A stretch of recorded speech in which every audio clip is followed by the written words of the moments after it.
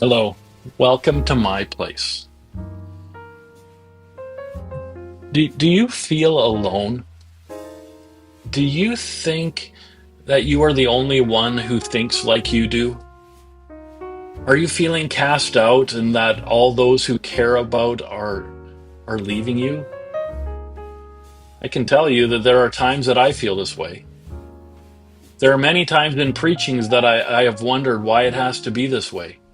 But God has called me to do what I do, and I do it.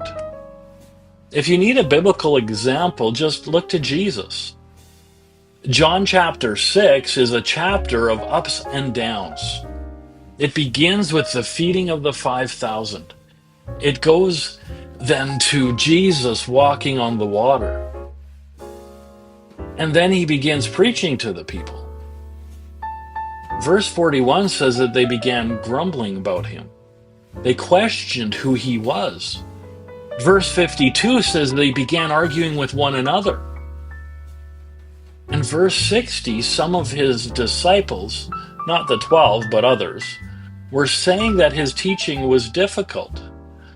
And then in verse 66, it says that as a result of this, many of his disciples withdrew and were not walking with him anymore. Jesus could easily have been disheartened. He even said to the 12, "Are you going to leave me as well?" Peter then said it well and encouraged Jesus by saying, "Where else would we go? You speak the words of eternal life." What would have happened if the 12 disciples would have left him as well? Well, we can look to John 16:32. Jesus says to them, he says, "Behold, an hour is coming and has already come for you to be scattered, each to his own home, and to leave me alone. And yet I am not alone because the Father is with me." Jesus told his disciples that they would also leave him alone.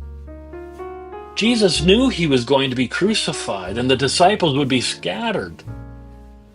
But he says, "And yet I am not alone because the Father is with me." Just let that sink in.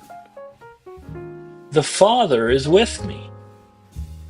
These are the most encouraging words to know when you are feeling alone. The Father is with me. The Father is with me.